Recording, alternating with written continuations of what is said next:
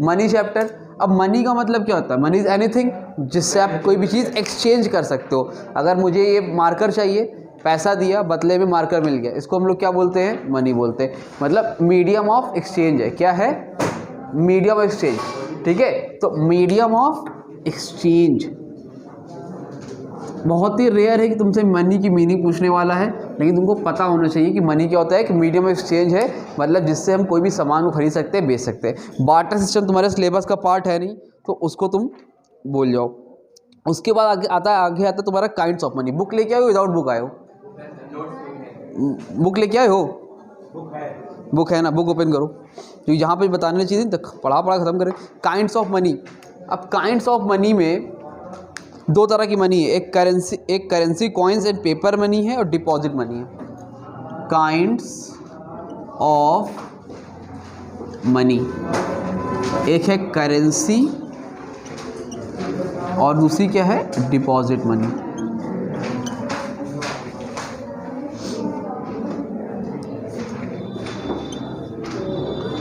ठीक। अब kinds of money में दो तरह की मनी होती है, करेंसी और कॉइन्स होती है, दूसरा क्या होता है? डिपॉजिट मनी होती है। अब करेंसी वाली कौन सी मनी है? जो तुम्हारे हाथ में पैसे हैं या सिक्के हैं, उसको हम लोग क्या बोलते हैं? करेंसी या कॉइन मनी बोलते हैं। और जो पैसा तुम्हारे बैंक में रखा हुआ है, समझ रहे हो फुरकान? जो पैसा तुम्हारे बैंक में रखा, उसको हम लोग क्या बोलते हैं? Deposit money. 5 चैप्टर हमने बोला है, बहुत इंपॉर्टेंट है। Money, banking, balance of payment, government budget, fiscal policy. इसको तुम्हारे दिमाग में रट जाना चाहिए, आज रात में ख़त्म हो जाना चाहिए सबका।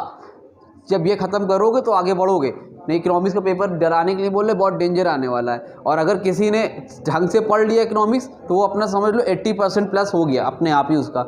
अगर इंग्लिश कॉमर्स का पेपर अच्छा गया है और इकोनॉमिक्स तुमने कर लिया, तो इसका मतलब तुम्हारा परसेंटेज भी अच्छा बन जाएगा।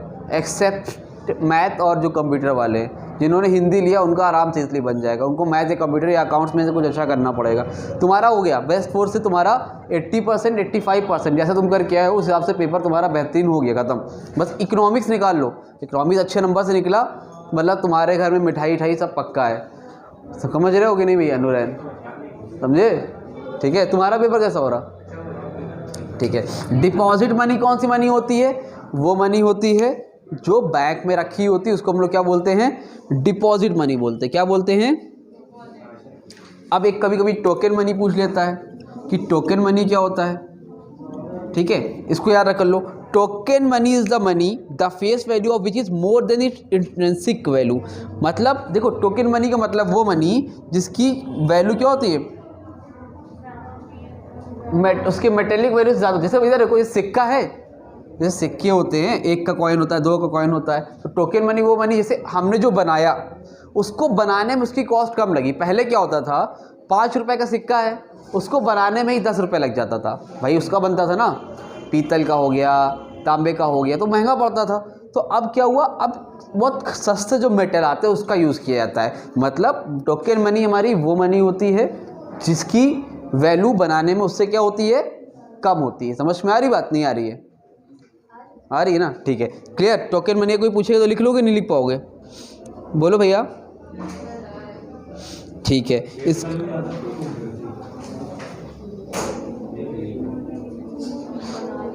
अब देखो, एक होता है कन्वर्टेबल मनी, नॉन कन्वर्टेबल। पहले के टाइम में क्या होता था, वर्ल्ड वॉर से पहले के टाइम में क्या होता था, लोग मनी को कन्वर्ट कर लेते थे किसमें? गोल्ड में। किसमें कन्वर्ट कर लेते थे? गोल्ड में। लेकिन अब नॉन कन्वर्टेबल मनी है, उसको गोल्ड में कन्वर्ट नहीं कर पाते हैं। और एक चीज़ आती कभी कभी छोटे से एक नंबर में तुमको शायद देखने को मिल जाए, फिएट मनी। फिएट मनी क्या होती है पता है किसी को? मतलब जो गवर्नमेंट की तरफ से क्या है, जो नोट इशू है, मतलब इससे आप चीज़ों को एक्सचेंज कर सकते हो, खरीद सकते हो, जिसकी वैल्यू है वो क्या है? फिएट मनी है। इसको देख लेना, एक एक लाइन का है। कोई दिक्कत है यहाँ तक तो जल्दी से बताओ फटाफट। कोई दिक्कत नहीं है ना? समझ में आ रही ना बात? क्लियर। अब देखो फंक्शंस ऑफ मनी, क्या देखोगे अब? Functions of money.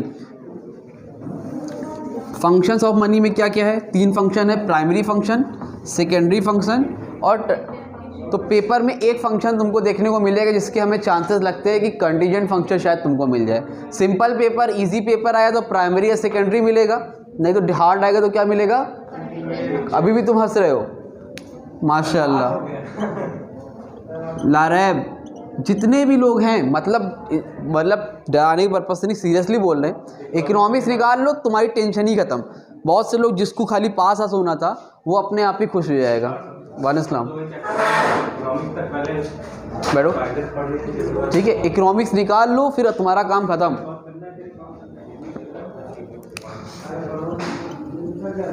Functions of money, 3 function है। पहला कौन सा फंक्शन है?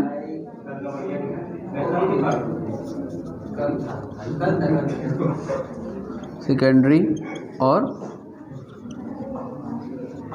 Contingent function. प्राइमरी फंक्शन क्या क्या होते हैं, किसी को याद है? 2 आता है इसमें, मीडियम ऑफ एक्सचेंज, दूसरा क्या है? Measure of value. देखो प्राइमरी फंक्शन में 2 फंक्शन आते हैं, पहला कौन सा होता है? मीडियम ऑफ एक्सचेंज और मेजर ऑफ वैल्यू। यहीं पे देखो, यहीं पे याद करके ख़त्म कर दो, तुम्हारे पास टाइम नहीं है, ठीक है दानिश, मतलब ज़िंदगी में टाइम है, पेपर के लिए टाइम नहीं है। अरे यार, मीडियम ऑफ एक्सचेंज और measure of value. Medium of exchange का मतलब क्या होता है? मतलब मनी फंक्शन है तुम्हारा, कोई भी एक्सचेंज करनी है हमें चीज़ें। पहले क्या होता था, हमें कुछ खरीदना है तो लोगों को ऐसे आदमी को ढूंढना पड़ता था बार्टर सिस्टम में कि जिसके पास भी वही सामान हो। लेकिन अब क्या है, मीडियम एक्सचेंज, आप कभी भी चाहो उस चीज़ को एक्सचेंज कर सकते हो पैसा देके। नंबर 2 क्या है? Measure of value. Measure of value का मतलब क्या है? किसी भी चीज़ को मेजर कर सकते हो। हम बोल रहे ये मार्कर महंगा है, तुम बोल रहे हो ये मार्कर महंगा है, कैसे मेजर करोगे भाई? इसका 20 रुपये, इसका 30 रुपये, तो वैल्यू किसकी ज़्यादा होगी? इसकी होगी। ये काम होता है। Number 2 secondary function. Secondary function में क्या क्या आता है? स्टैंडर्ड ऑफ डिफर्ड पेमेंट्स और स्टोर ऑफ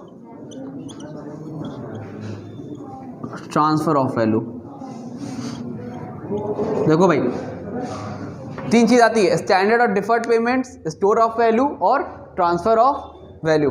तो डिफर्ड पेमेंट का मतलब क्या है? इधर देखो, अगर मान लो हमने आज लारैप से एक एप्पल ले लिया, ये अभी दिल लग रहा है लेकिन एप्पल है मान लो, अब सही है। एक सेब इनसे उधार पे ले लिया, या इनसे एक गाय थी, इनकी भैंस थी, हमने ले लिया। हमने कहा तुमको जो है 6 महीने बाद वापस कर देंगे। अभी इतनी बड़ी थी, 6 महीने बाद कितनी बड़ी रहेगी?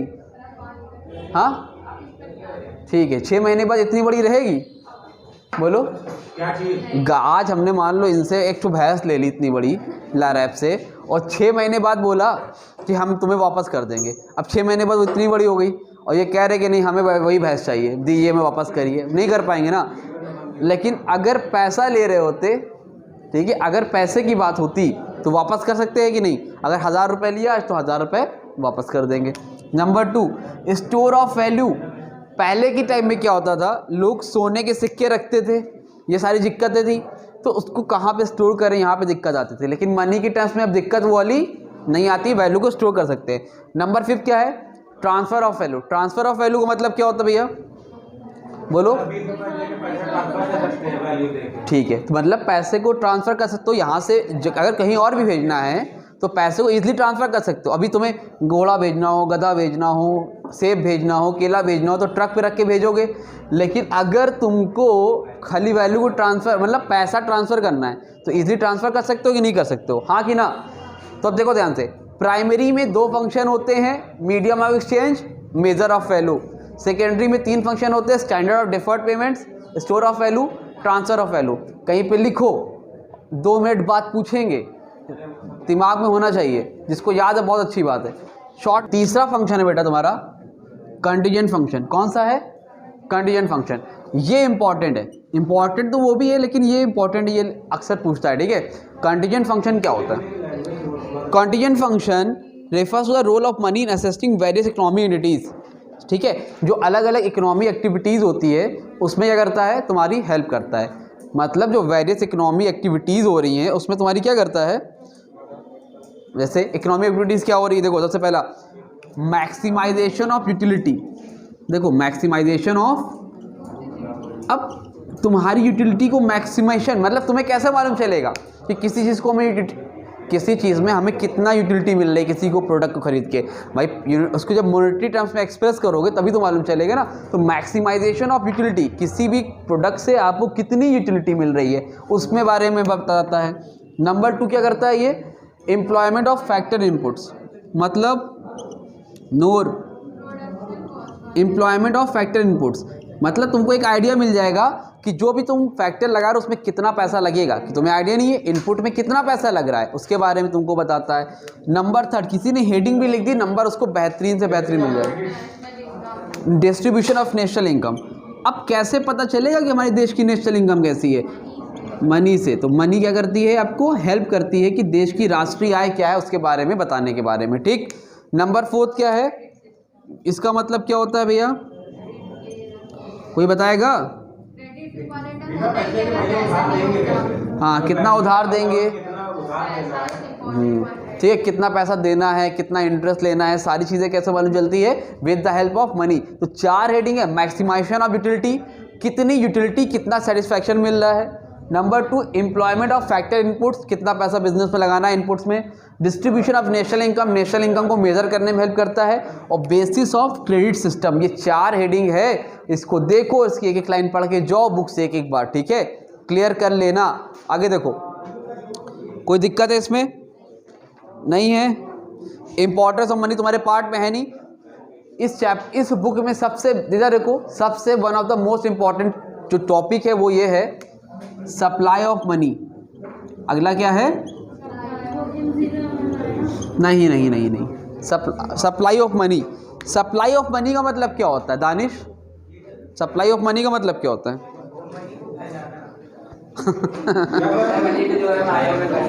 सप्लाई ऑफ मनी, देखो एक पर्टिकुलर टाइम में, आज क्या तारीख है? 16 फरवरी 2024 को आज मार्केट में टोटल कितना पैसा अवेलेबल है उसी को हम लोग क्या बोलते हैं? Supply of money. मतलब एक पर्टिकुलर टाइम में मार्केट में कितना पैसा है, it is called supply of money. Book language में supply of money refers to the stock of money, refers to the stock of money held by the public at a point of time as a means of payment and store of value. मतलब कितना payment करने के लिए है और store of value के लिए है, ठीक है, याद रखना इस बात को। और सेंट्रल बैंक के पास जो पैसा वो एक्सेप्शन है, उसको काउंट नहीं करोगे। सेंट्रल बैंक तो नोट छापता है ना, जो इतना समझ लो, जो मनी की सप्लाई करता है, जो नोट छापता है उसको इसमें ऐड नहीं करोगे। समझ रहे हो दानिश? जो नोट छापता है उसको वो इसमें ऐड नहीं होगा सप्लाई ऑफ मनी में। कौन इसमें ऐड होगा? कंज्यूमर, बिजनेसमैन, ये सारे जो लोग होंगे वो उसमें आएंगे।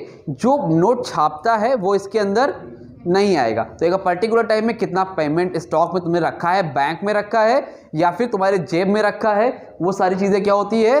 सप्लाई ऑफ मनी होती है। कोई दिक्कत? Components of money, components money के 2 होते हैं। बच्चा जानता है, बताओ भैया। एक तो भैया जो बैंक वाला पैसा है डिपॉजिट मनी, और दूसरा वाला करेंसी जो आपके जेब में है, ठीक है। ये 2 चीज़ होती है कंपोनेंट्स ऑफ मनी के अंदर आता है, ठीक है। तो ये इतनी बात, कोई दिक्कत है?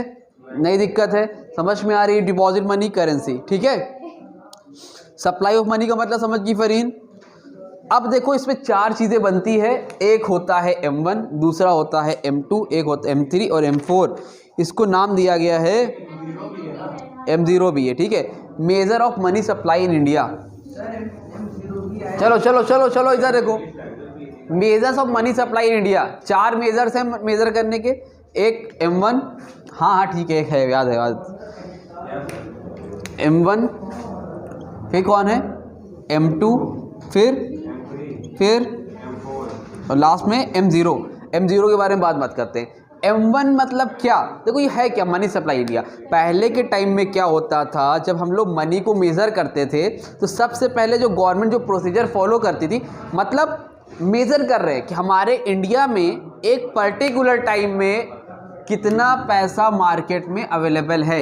एक पर्टिकुलर टाइम में मार्केट में कितना पैसा अवेलेबल है मेज़र करना था। तो जब हम लोग पहले मेज़र करते थे M1 फॉलो करते थे। M1 में क्या होता था? C plus DD plus OD, C plus DD plus OD, ऐसे लिखोगे।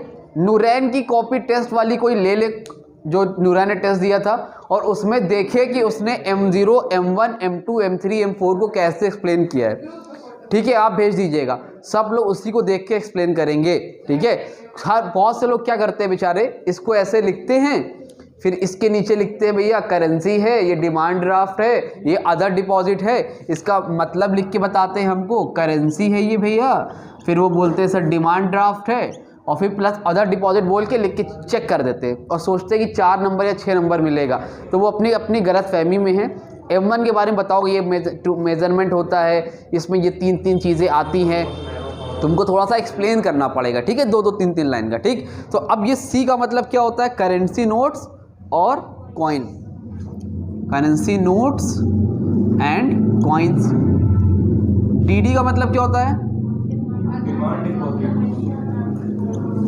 और OD का मतलब क्या होता है,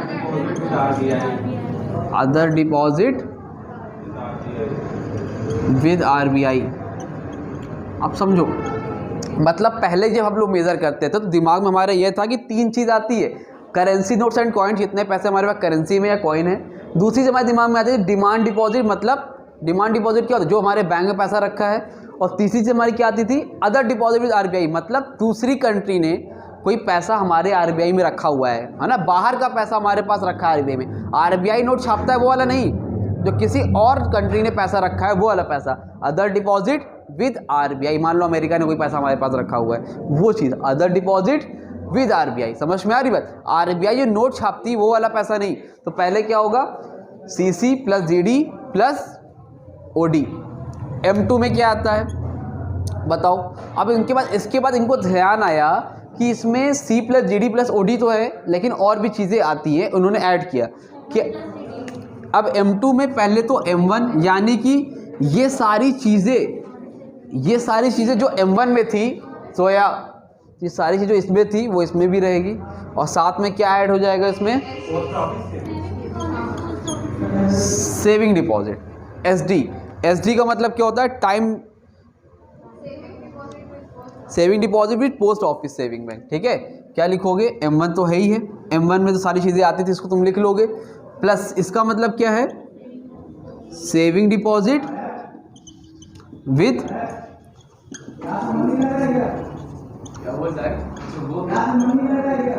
पोस्ट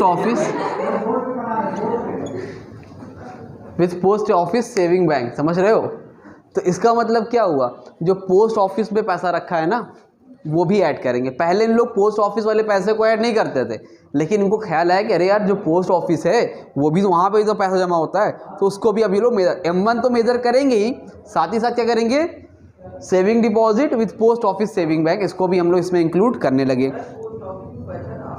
पोस्ट ऑफिस में अकाउंट खुलता है, पैसा जमा करा जाता है, GD सीट, चलो कल बताएंगे। वहाँ पे RD FD सब कराया जाता है, जाओ अकाउंट खुलवा लो, खुल जाएगा। हाँ, सबसे सेफ रहता है, पुराने बुजुर्ग लोग उसी में कराते थे। हाँ ठीक, और M3 में क्या आता है, M1 प्लस TDP। TDP का मतलब क्या होता है, M1 plus TD, time deposit. Time deposit का मतलब कौन सा पैसा, FD वाला है ना, जो पैसा आपने फिक्स कर दिया है वो भी इसके अंदर आता है। M3 M plus DD। और M4 में क्या आता है, M4 में सब आता है। सब आता है का मतलब क्या है, M3 प्लस TDP। इसमें TDP का मतलब क्या होता है, total deposit with the post office saving bank. Total deposit with post office saving bank. तुम लोग पेपर में क्या करोगे, देखो इतना इतना इतना इतना लिखना और सबके बारे में 2-2 लाइन लिख दो, इसमें ये आता है, ये आता है, ये आता है, ये आता है, फुल मार्क्स मिल जाएगा। नूरैन आप अपनी कॉपी जो फ़ोटो खींच के इसमें भेज दोगे, सबको याद है। अब बोलो M1 इक्वल टू क्या होता है, C plus GD plus OD। M2 equal to क्या होता है, M1 प्लस, ठीक है। M3 क्या होता है, और M4 क्या होता है,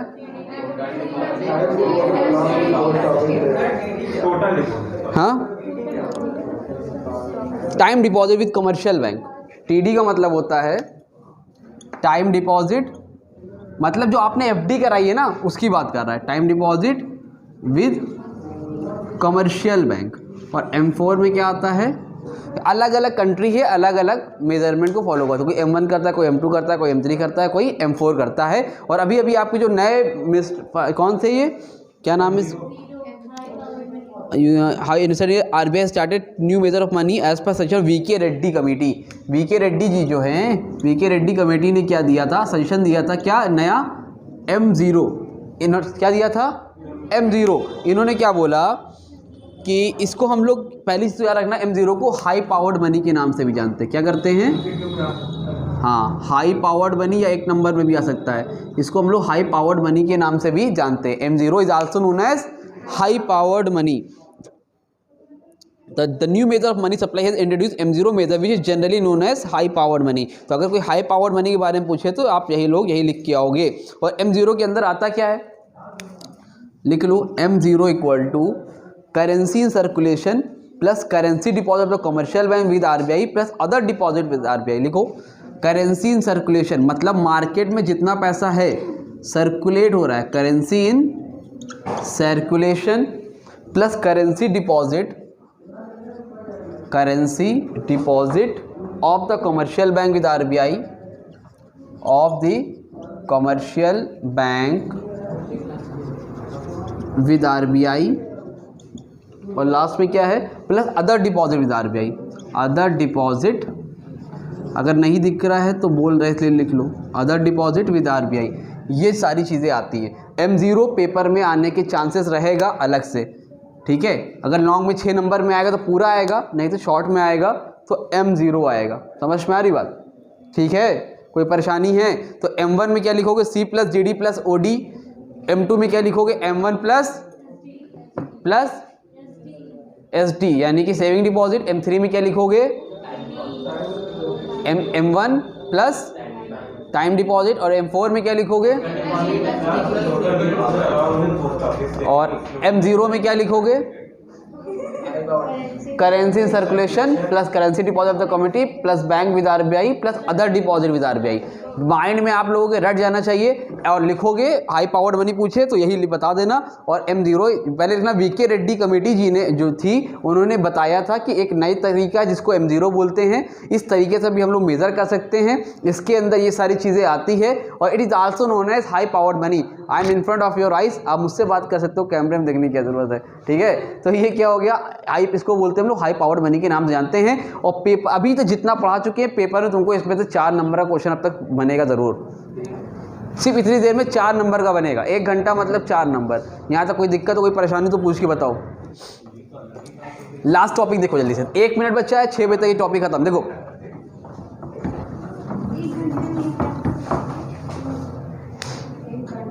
बेटा, अगर 1 घंटे में एक हो गया ना तो 20 चैप्टर 20 घंटे में, सोचो कितना आसान है। इन्फ्लेशन क्या होता है भाई साहब, इन्फ्लेशन महंगाई। अब देखो ये है हमारे पास मार्कर। अब अगर मार्कर का रेट बढ़ गया या आलू का रेट बढ़ गया, टमाटर या आलू है मान लो, ठीक है, ये मान लो टमाटर है, ठीक है।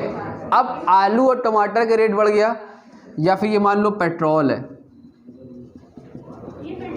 अरे वो डब्बे से लेकर डाला है तो अब ये मान लो खाली ऐसा हो गया कि सिर्फ पोटैटो का रेट बढ़ गया और बाकी सब वैसे ही है, तो वो इन्फ्लेशन नहीं है। जब आलू का रेट भी महंगा हो जाए, मार्कर भी महंगा हो जाए, टमाटर, ठीक है, और ये भी महंगा हो जाए, मतलब यार तो अगर सब कुछ महंगा ही हो जाएगा तो इन्फ्लेशन होगा। मतलब जब तुमको हर चीज़ के अंदर लगातार महंगाई देखने को मिलेगी, वो क्या होगा भाई साहब, इन्फ्लेशन। इन्फ्लेशन 2 तरह का होता है, demand, first is demand pull inflation and the second is, ठीक, डिमांड पुल इन्फ्लेशन क्या होता है।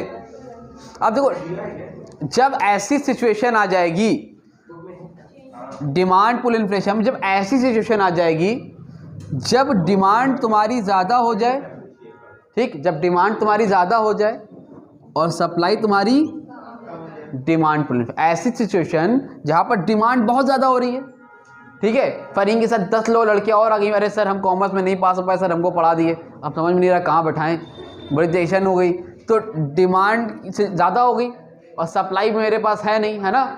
तो जब सप्लाई कम हो जाए तो वहाँ पर क्या मिलेगा, फिर हम कहेंगे अच्छा ऐसा है, तो हम क्या करेंगे, फिर बीच में यहाँ पे, जहाँ फ़ोटो लगी वहाँ पे बोर्ड लगा के पढ़ाना स्टार्ट करेंगे। और जब वहाँ पे स्टार्ट करेंगे तो फिर भाई डिमांड भी करेंगे, लाओ भैया पैसा लाओ, पैसा ज़्यादा लगेगा, तुम कॉमर्स में फेल हो, इकोनॉमिक्स में हम पास कराएंगे तुमको। तो ऐसे में क्या हो जाएगा, डिमांड, सब सप्लाई कम होगी, डिमांड ज़्यादा होगी, तो महंगाई भी अपने आप क्या हो जाएगी, बढ़ जाएगी। Number 2, cost push inflation. Cost में क्या होता है, जैसे कि पहले मार्कर बनाते थे, 20 रुपए का बनता था तो 25 रुपए का बेच देते थे, लेकिन अब ये मार्कर बनने में ही 30 रुपए लग जा रहा है, तो जाहिर सी बात है क्या करेंगे, 40 रुपए का बेचेंगे। मतलब जब फैक्टर्स ऑफ प्रोडक्शन महंगा हो जाता है, रॉ मटेरियल मिलना महंगा हो जाता है, तो ऐसी कंडीशन में क्या हो जाता है फरहीन बेटा, कॉस्ट पुश इन्फ्लेशन। तो इन्फ्लेशन का पेपर 2021 में जब जिस साल 2 पेपर हुए थे तो सेम क्वेश्चन लिख के आया था एकदम सिंपल लैंग्वेज में, define inflation and explain types of inflation. उसी साल ये लॉन्च हुआ था, चैप्टर इन्फ्लेशन आया था 12th में, और उसी साल ये आया था। हो सकता है पिछले साल नहीं है, इस साल फिर आ जाए। इन्फ्लेशन का मतलब जब कंटिन्यूअस पेस से एक स्पीड के साथ महंगाई बढ़ रही है उसको बोलते हैं इन्फ्लेशन, और जब डिमांड बढ़ जाए, सप्लाई कम हो जाए तो वो कौन है, डिमांड पुल इन्फ्लेशन। और जब फैक्टर ऑफ प्रोडक्शन महंगा हो जाए, लैंड, लेबर, कैपिटल और उसकी वजह से कॉस्ट ज़्यादा हो गई, वहाँ पर कौन सा देखने को मिलेगा, cost push inflation. Is that clear? पहला चैप्टर ये होता है। 2 मिनट का टाइम दे रहे हैं, पूछेंगे फिर आगे बताएंगे। तुरंत रिवीजन करो, जितने फंक्शन से याद करो।